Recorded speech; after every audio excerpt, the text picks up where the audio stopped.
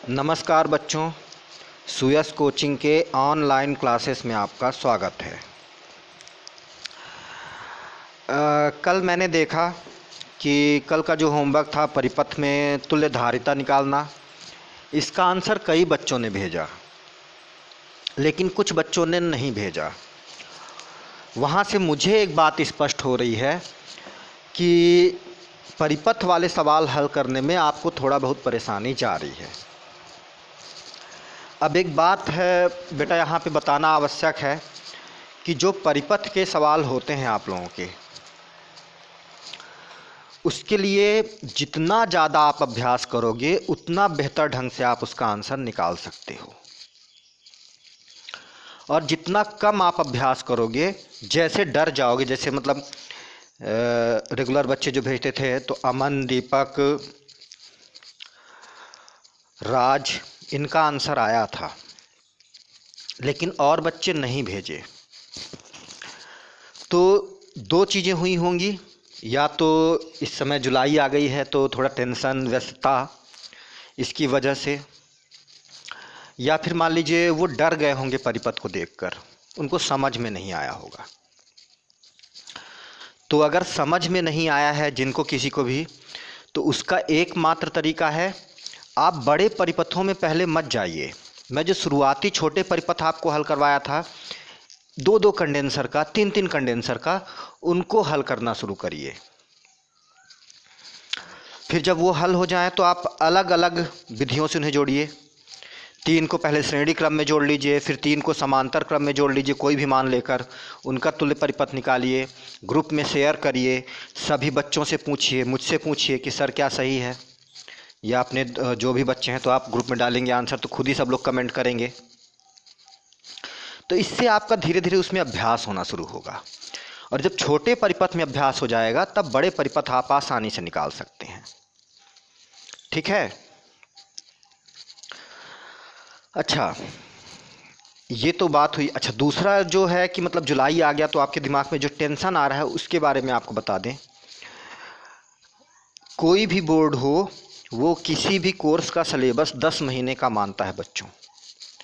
अब आपका अप्रैल गया, जुलाई भी गई, परमिशन नहीं मिल पाई स्कूल खुलने की, यानी कि 2 महीने का सिलेबस आपका कम हुआ। अब अगर मान लीजिए 1 अगस्त से स्कूल खुलती भी है और ये लोग पेपर मार्च में ही लेते हैं, तो 2 महीने आपका गया, और 10 महीने का सिलेबस है, यानी कि 10-10% हर महीने का हुआ, तो 2 महीने का कितना हुआ, 20%। तो ये लगभग 20% सिलेबस घटा देंगे, पहली चीज़। दूसरा कंडीशन ये हो सकता है कि जो पेपर आपका मार्च में होना था उसे 2 महीने पीछे कर दें, मई में ले लें, तो भी आप लोगों का क्या होगा, 10 महीने पूरे होगा तो आपको पर्याप्त समय पढ़ने के लिए मिल जाएगा। इसलिए बिल्कुल बिना परेशान हुए, अगर कहा जा रहा है, देखिए इसमें भी आप लोगों को बताऊं, ये जो कई चीज़ें खुलती जा रही हैं बेटा, और शिक्षा विभाग को बंद करके रखा गया है, तो इसका एक विशेष रीज़न है।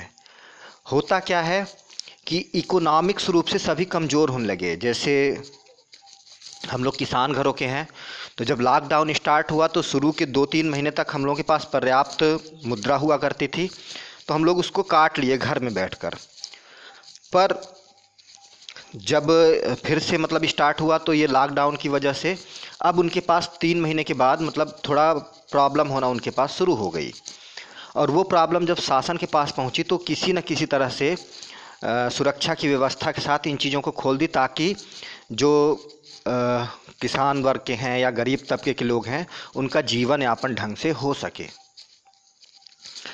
पर शिक्षा विभाग की जहाँ तक है बात, तो यहाँ सभी बच्चे होते हैं पढ़ने वाले या फिर टीचर्स होते हैं, और इनके प्रति कुछ भी खतरा मोल लेना सरकार नहीं चाह रही थी, इसलिए शिक्षा विभाग को बंद करके रखा गया है। तो घर पे रहिए, शासन के नियमों का पालन करिए, और घर पे रह के जितना भी हो सके पढ़ाई करिए। इसलिए जुलाई आने पर भी परेशान होने की आवश्यकता नहीं होगी, जैसा भी होगा आगे सब सही होगा, है ना। और केवल आपके लिए नहीं होगा, पूरे देश के बच्चों के लिए होगा। जितनी पढ़ाई आप कर पाओगे उतनी ही पढ़ाई वो लोग भी कर पाएंगे।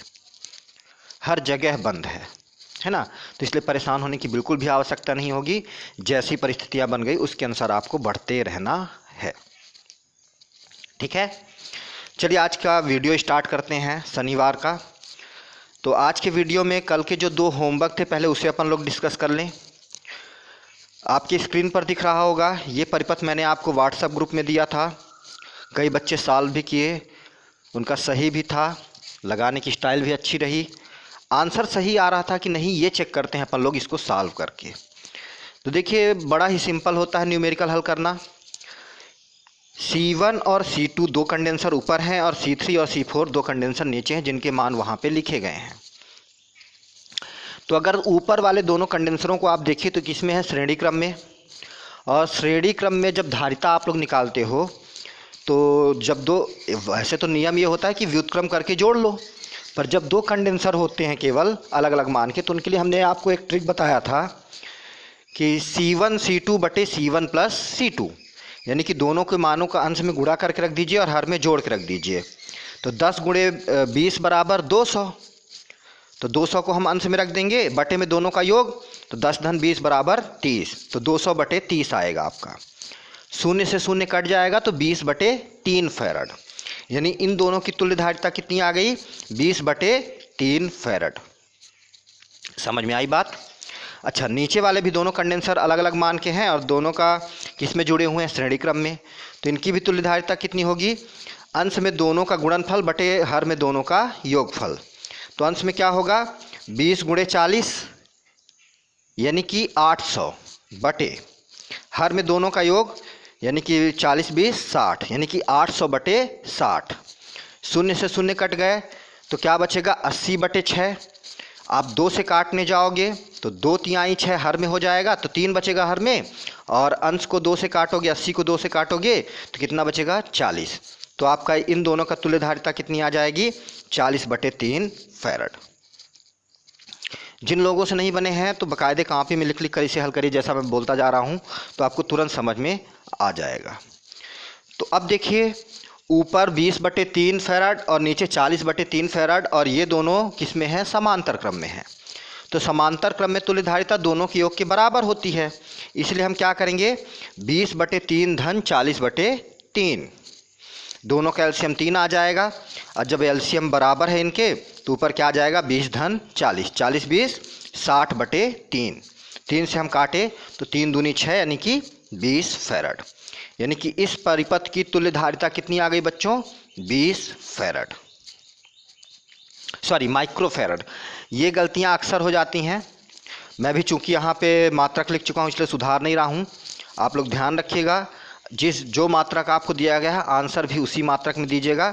तो अगर वहाँ माइक्रोफैरड में सभी धारिताएं दी गई थी तो यहाँ भी आप क्या लिखोगे, माइक्रोफैरड।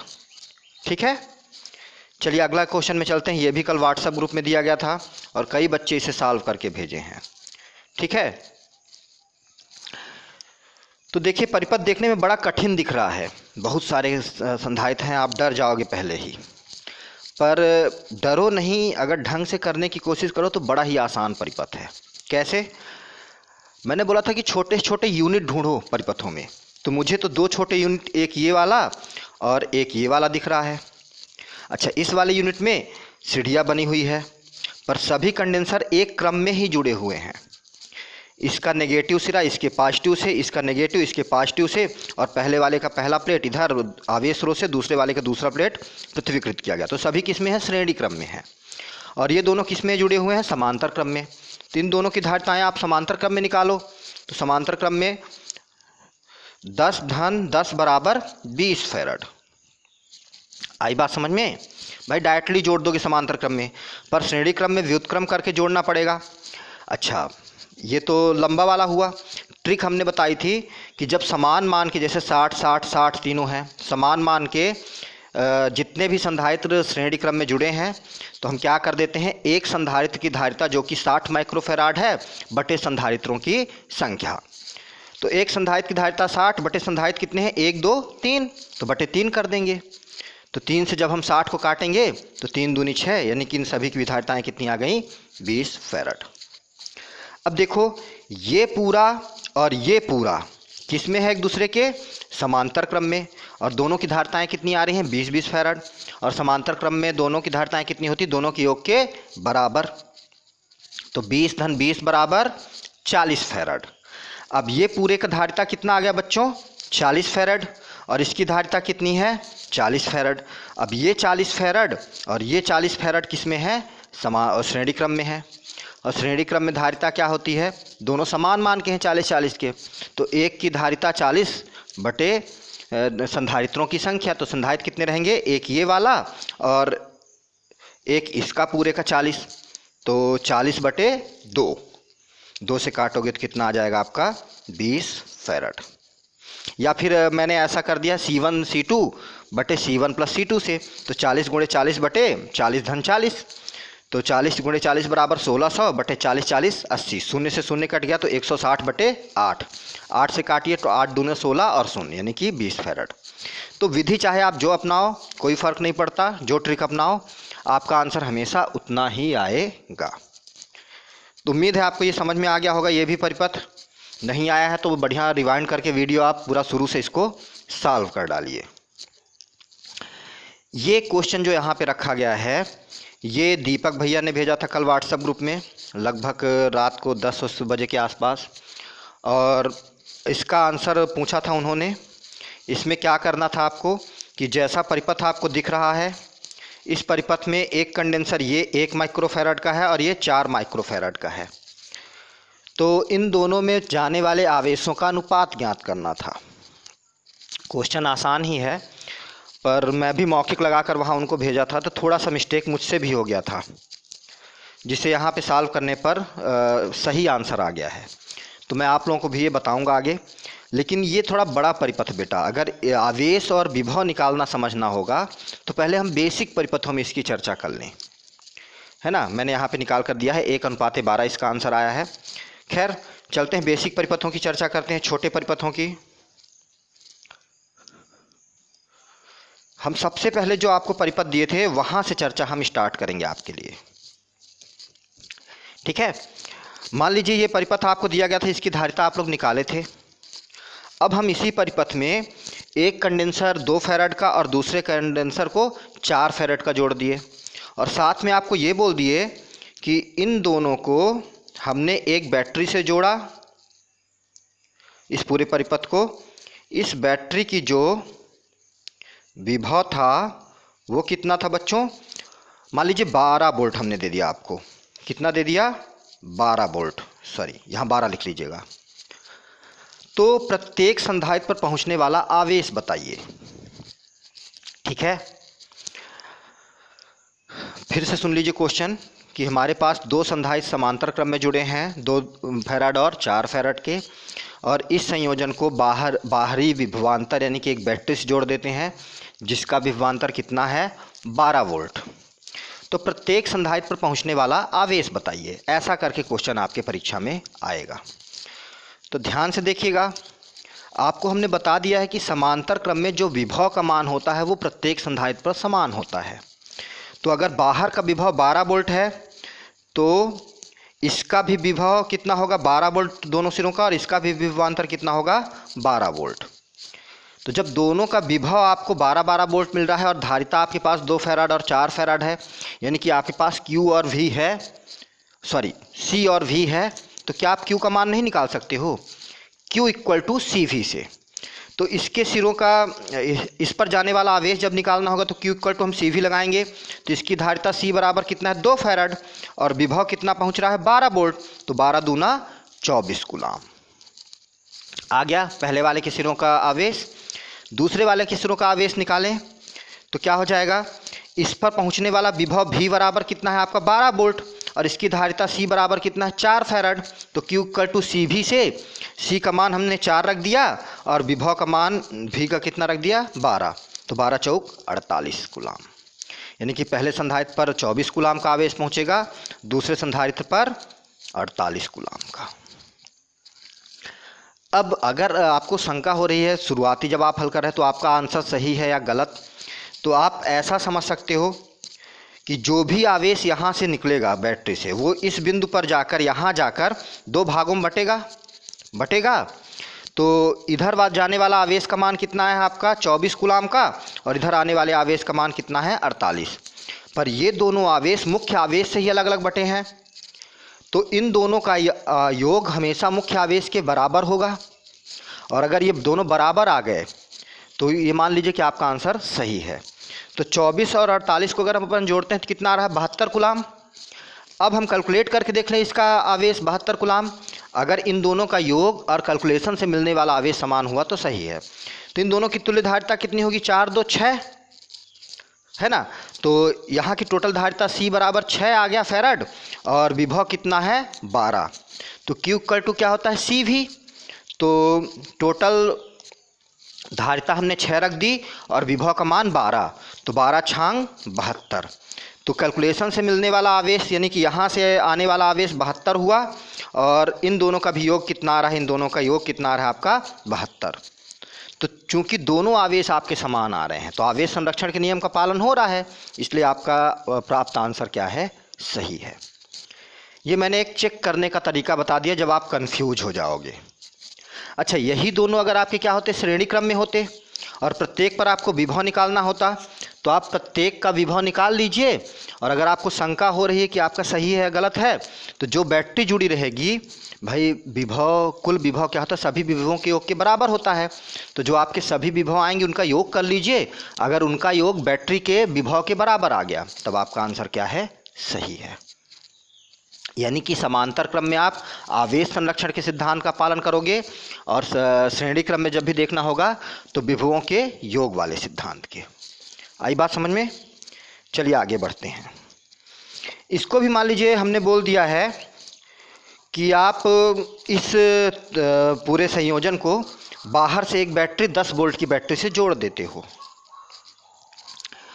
तो प्रत्येक संधारित्र के सिरों का विभव एवं आवेश बताइए। ऐसा ही क्वेश्चन आता है परीक्षा में आपके कि एक परिपथ दे देगा, उसको बाहर से एक बैटरी से जोड़ देगा। आप लोग इस चित्र को कॉपी में बनाकर एक परिपथ के द्वारा बाहर से लाइन खींचकर, जैसे हमने पिछले चित्र में खींचा था, एक 10 वोल्ट की बैटरी आप जोड़ लेना। फिर प्रत्येक संधारित्र के सिरों का दोनों चीज़ें बताना है आपको, विभव भी बताना है और आवेश भी। ठीक है, तो याद करिए कल हमने लगवाया था, इसका जो तुल्य धारिता आया था 4/5 फेरड आया था, है ना। तो इस पूरे संयोजन की धारिता कितनी हो गई, C बराबर कितना हो गया, 4/5 फेरड। जबकि जो बैटरी हमने जोड़ रखा है वो कितनी है, 10 वोल्ट की, यानी कि V का मान कितना आया, 10 वोल्ट, और C का मान कितना आया, 4/5। तो टोटल जो इस पर चार्ज आएगा परिपथ में, उसको अगर अपन कैलकुलेट करने जाएं तो Q इक्वल टू क्या होता है, CV। तो C की वैल्यू देखिए हमने यहाँ पे 4/5 रख दी, और V का मान 10। तो 5 से 10 कट जाएगा, तो 5 एकम 5, 5 दूना 10, तो 4 दूना कितना आ जाएगा, 8 कूलाम। यानी कि यहाँ पर मिलने वाला आवेश आपको कितना होगा, 8 कूलाम का। आई बात समझ में? चलिए बहुत बढ़िया, इतना समझ में आ गया है। तो अब अगर आप ध्यान से देखिए तो ये दोनों किस में है, समांतर में है, और इन दोनों का जो भी हमारा तुल्य धारिता आएगी, जो कि यहाँ पे हमने निकाल लिया है 4 फेरड, ये 4 फेरड इस 1 फेरड के साथ किस में है, श्रेणी क्रम में। और आप जानते हो कि श्रेणी क्रम में आवेश का मान क्या होता है, समान विभव बंट जाते हैं, है ना। तो अगर यहाँ पे आवेश आपका 8 कूलाम का आ रहा है तो यहाँ भी आवेश कितना जाएगा आपका, 8 कूलाम का ही होगा। ठीक है बच्चों, तो ये भी 8 कूलाम का हुआ, ये भी 8 कूलाम का। तो इस पे जाने वाला आवेश आपको मिल गया है, तो इसका विभव भी निकाल लीजिए। तो विभव निकालने के लिए आपके पास क्या है, आवेश का मान यानी कि Q का मान, Q बराबर कितना है, 8 कूलाम, और C बराबर कितना है, 1 फेरड। और Q बराबर CV में से C को अगर आप बटे में ला लीजिए तो V बराबर क्या होगा, Q/C। देखिए मैं मौखिक आपको बता रहा हूँ, आपको लिखना पड़ेगा कॉपी में तभी समझ में आएगा। तो विभव V बराबर क्या होगा, Q/C। Q की वैल्यू 8 है और C की वैल्यू कितना है, 1, तो 8/1 बराबर 8 वोल्ट। यानी कि इस संधारित्र के सिरों का विभवांतर कितना आ गया आपका, 8 वोल्ट। आई बात समझ में? अब देखिए टोटल विभवांतर कितना था, 10 वोल्ट। तो 10 में से 8 वोल्ट कहाँ पे मिल रहा है आपको, यहाँ पर। तो शेष कितना बचेगा, 10 - 8 बराबर 2 वोल्ट। तो इनके सिरों का विभवांतर कितना आ गया, 2 वोल्ट। आई बात समझ में? तो इस वाले पूरे परिपथ का विभवांतर कितना आ रहा है, 2 वोल्ट। भाई ऐसा कैलकुलेट करो ना, बैटरी कितने की थी, 10 वोल्ट की, और इसके सिरों का विभवांतर कितना मिल रहा है आपको, 8 वोल्ट। और आपको पहले भी बता चुका था कि श्रेणी क्रम में जब दो संधारित्र हों तो इनका जो टोटल विभव होगा वो कुल बैटरी के विभव के बराबर होगा। तो 10 वोल्ट आपका यहाँ का है, सॉरी 8 वोल्ट यहाँ का है, बैटरी का 10 वोल्ट है, तो 10 में से 8 गए तो कितना बचेगा, 2 वोल्ट। तो इनके सिरों का विभवांतर कितना आ जाएगा, 2 वोल्ट। और चूंकि दोनों समांतर क्रम में हैं तो दोनों के सिरों का ही विभवांतर कितना होगा, 2-2 वोल्ट। तो इन दोनों का भी विभवांतर आपको मिल गया 2-2 वोल्ट, इसका 8 मिल गया। तो जब विभवांतर आपके पास है और धारिता आपके पास है तो आवेश का मान नहीं निकाल लोगे। जब इसके सिरों का आवेश, इससे जाने वाला आवेश निकालना होगा तो Q equal to C V, और C का मान 2 फैराड और विभव का मान 2 वोल्ट। तो 2 दूना 4, तो यहाँ से गुजरने वाला आवेश कितना होगा, 4। सेम चीज़ यहाँ भी, धारिता 2 फैराड नीचे वाले में और विभव कितना है 2, तो 2 दूना Q equal to C V से 2 दूना 4। तो यहाँ से भी गुजरने वाला आवेश कितना हो जाएगा, 4 कूलाम। अब चेक करना है तो टोटल आवेश आपका 8 कूलाम था और यहाँ कितना हो रहा है आपका 4 तो 4 धन 4 बराबर 8। तो इन दोनों का मान इसके बराबर आ रहा है, मतलब आवेश संरक्षण के सिद्धांत का पालन हो रहा है। तो आपका ये भी आंसर सही है। तो आंसर हमारा फाइनल क्या आया, एक बार चेक कर लेते हैं। इससे जाने वाला आवेश कितना होगा, 4 कूलाम और विभव कितना होगा, 2 वोल्ट। इससे जाने वाला आवेश कितना होगा, 4 कूलाम और विभव कितना होगा, 2 वोल्ट। और इससे जाने वाला आवेश कितना होगा, 8 कूलाम और विभव कितना होगा, 8 वोल्ट। तो इस तरह से हम लोग न्यूमेरिकल को सॉल्व करते हैं परिपथ से रिलेटेड, और इतना आसान है बच्चों, केवल आपको क्रम से करते जाना है। Q बराबर CV में मान रख के आपके सारे के सारे आंसर तुरंत आते चले जाएंगे। तो जितना ज़्यादा अभ्यास करोगे उतना अच्छे से समझ में आएगा, उतना ज़्यादा आपको बनेगा। तो करिए दोबारा ज़रूर कॉपी में इन सबको उतार के। मैं इसीलिए यहाँ पे मैं चाहता तो इनको परिपथों को दोबारा बनाकर पूरा सलूशन आपको यहाँ पे दे सकता था, लेकिन मैं एक एक शब्द बोलता जा रहा हूँ। आप वीडियो को पुश करके प्ले करके बार बार कॉपी में लगाइए, तभी जाके आपको अच्छा अभ्यास इसमें होगा। चलिए आगे बढ़ते हैं। ये तो पिछले वाले का ही सलूशन था। इस परिपथ में भी मैंने आपको एक होमवर्क टाइप का दे दिया है कि अगर इस परिपथ में बाहर से हम 6 वोल्ट की बैटरी को जोड़ दें तो प्रत्येक संधारित्र के सिरों का विभवांतर एवं उससे गुजरने वाला आवेश बताइए। ठीक है, देखते हैं कितने लोग करके दिखाते हैं। बहुत सिंपल परिपथ है, बहुत जल्दी आप कैलकुलेट कर लोगे Q बराबर CV में मान रख के। ठीक है, आगे मैंने इस परिपथ को भी 6 वोल्ट से जोड़ दिया है और क्वेश्चन यही है, यही 2 होमवर्क है आज आपके लिए, ज़्यादा कोई होमवर्क नहीं है। कि इसको भी मैंने 6 वोल्ट की बैटरी से भी पूरे परिपथ को जोड़ दिया है।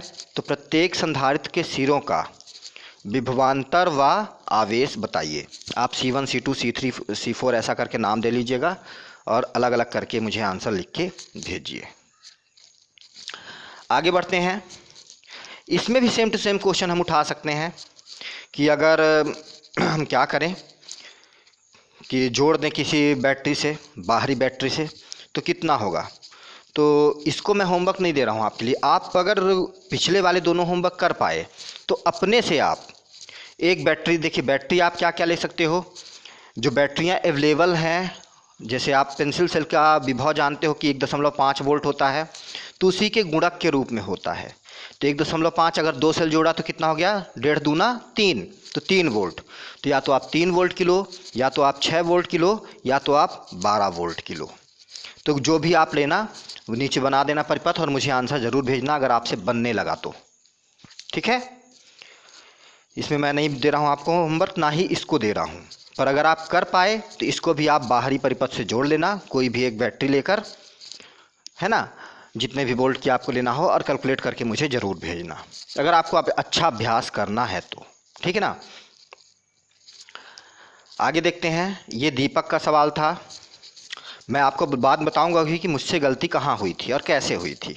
बहुत सिली सी मिस्टेक हुई थी, मुझसे घटाने में गलती हुई थी। जो आप यहाँ पे लिखा देख रहे होगे 96 वोल्ट, तो एक्चुअल में टोटल जो आवेश था 144 था, उसमें से हमने 48 को घटाया तो 96 आया था, और मैं 48 को घटा के वहाँ पे 98 ला रहा था।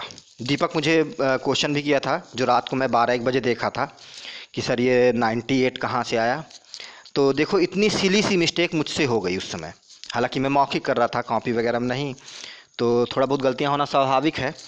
तो आपसे भी जल्दबाजी में ऐसी गलतियां हो सकती हैं, इसे आप लोग करने की कोशिश ना करिएगा। तो आइए यहाँ पे इस सवाल को देखते हैं। देखने में बहुत बड़ा सवाल लग रहा है।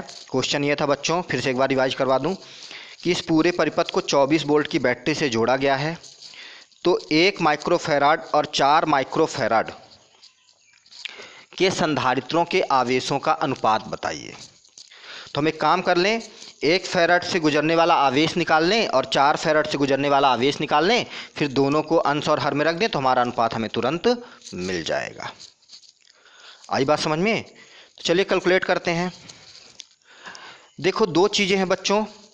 आप डायरेक्टली ऐसा कर सकते हो कि अगर ध्यान से देखो तो ये पूरा जो संयोजन ऊपर वाला आपको दिख रहा है इतना, तो इन सभी का संयोजन जो भी आए धारिता, तो ये पूरा एक संधारित्र हो जाएगा और ये दूसरा संधारित्र, और ये संधारित्र और ये वाला संधारित्र किस में है? समांतर क्रम में।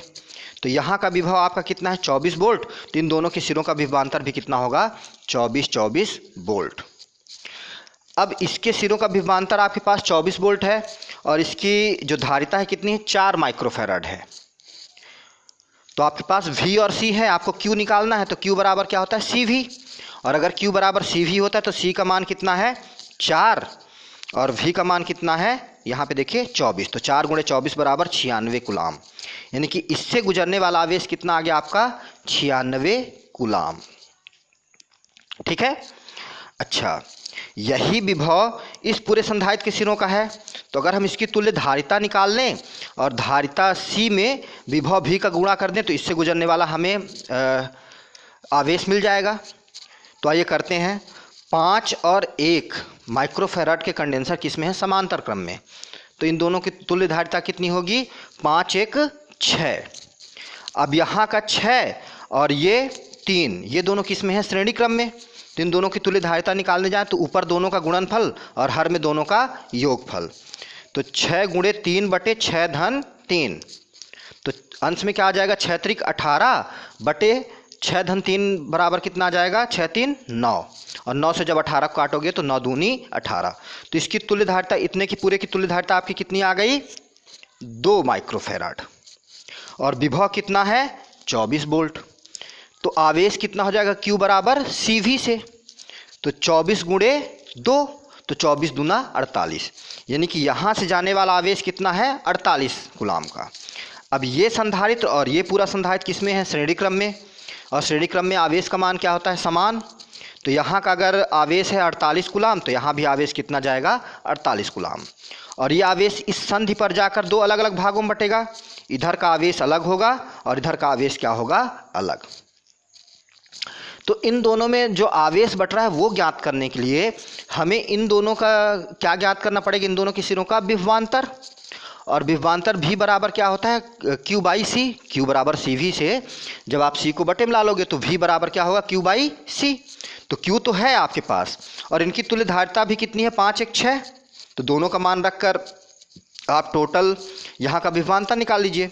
तो आवेश Q बराबर 48 बटे धारिता C बराबर 6। तो 48 बटे 6, 6 8 48। 6 से जब काटे तो 6 8 48। तो यहाँ का विभवांतर आपका कितना आ गया? पूरे का 8 वोल्ट।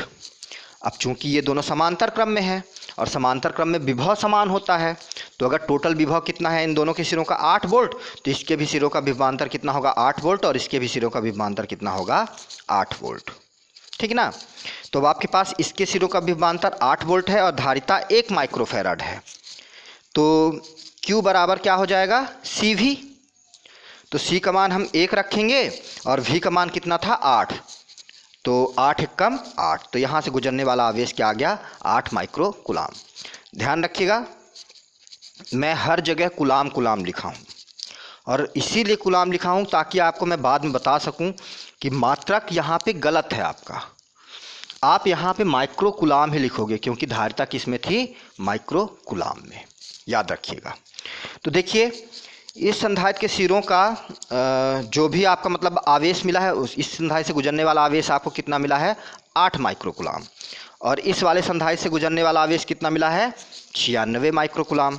और हमको अनुपात इन्हीं दोनों का निकालना है। तो हम क्या करें? इससे गुजरने वाला आवेश 8 माइक्रो कूलाम बटे इससे गुजरने वाला आवेश 96 माइक्रो कूलाम। तो आगे हमने रख दिया 8/96 बराबर 1:12। 8 एकम 8, 8 ऊपर 8 से 8 कट गया, 8 एकम 8, नीचे काटने जाओगे तो 8 एकम 8 बचा 16, तो 8 दूनी 16, तो 1:12। तो परिपथों से आवेश और विभव पूछने वाले यही दो प्रकार के क्वेश्चन आते हैं। या तो प्रत्येक संधारित्र पर आवेश और विभव का मान आपसे पूछा जाएगा, या तो इन आवेश या विभवों का अनुपात पूछ लिया जाएगा। अब ये छोटे परिपथ थे, आप कितने भी बड़ी परिपथ ले लो, बस आप Q बराबर CV को ना छोड़ो हर बिंदु पर, तो आपका आंसर कभी भी गलत यहाँ पे नहीं होगा। अब एक मेरी मजबूरी है बेटा, अगर क्लास होती सामने में मैं आपसे पूछता, बच्चों समझ में आया, अगर आपको समझ में आ गया होता तो मैं आगे के न्यूमेरिकल लगवाने लगता, और अगर समझ में नहीं आया तो पिछले न्यूमेरिकल को ही दोहराता आपको। अभी ऑनलाइन क्लासेस में ये चीज़ मुझे बताने के लिए आपको क्या होता है, आंसर भेजना पड़ता है और अपने डाउट लिखकर व्हाट्सएप ग्रुप में भेजना होता है। अगर मुझे आंसर और डाउट मिले, उनमें गलतियां मिली, तो उसको मैं सुधरवा पाऊँगा, नहीं तो नहीं। और यही एक छोटी सी कमी सामने आती है न्यूमेरिकल बताते समय, जिसे समझा पाना थोड़ा कठिन होता है। यही सामने अगर बोर्ड होता तो, चूँकि मैं हर साल पढ़ाता हूँ बच्चों, तो मुझे मालूम है कि जब ये इस पोर्शन के मैं सवाल या न्यूमेरिकल लगवाता हूँ तो बच्चे बहुत ज़्यादा खुश होते हैं, बहुत जल्दी उनसे बनने लगता है। लेकिन ऑनलाइन क्लासेस में यही थोड़ी सी कमी रह जाती है। हालांकि अपने पास एक ऑप्शन ये भी है कि लाइव क्लासेस को अपन अटेंड कर सकते हैं सब लोग मिलकर, पर लाइव क्लासेस को अटेंड करने के लिए सभी बच्चों का तैयार होना आवश्यक है। दूसरा, सभी बच्चे एक साथ, जैसे सुबह 6-7 बजे की बात हुई, कोई भी एक टाइम निश्चित करके उसी समय ऑनलाइन हो, तब मैं यहाँ बोर्ड से पढ़ाऊँ और आप वहाँ लाइव देख सकें। तो जैसा भी रहेगा आप लोग ज़रूर सजेशन मुझे व्हाट्सएप ग्रुप में दें। अगर सभी बच्चे रेडी होंगे तो मैं लाइव क्लास भी आप लोगों के लिए कुछ कर सकता हूँ, न्यूमेरिकल वाली बस। बाकी थ्योरी वाली जो क्लासेस हैं, डेरिवेशन वाली क्लासेस हैं, वो ऐसे में भी आपको अच्छे समझ में आएगा, पर जब न्यूमेरिकल की चर्चा हो तो लंबा खींचकर अपन 1 घंटा 1.5 घंटा का पूरा लाइव क्लास भी करने के लिए तैयार हैं। पर हाँ, सभी लोग उस समय रेडी रहें। तो जैसा भी होगा ग्रुप में आप लोग डिस्कस करके आपस में मुझे ज़रूर बताइए। आज के लिए इतना ही बच्चों, जल्दी से जल्दी आप सभी का आंसर मुझे भेजिए, फिर देखते हैं अगला वीडियो में क्या करना है अपन को, न्यूमेरिकल या थ्योरी। धन्यवाद।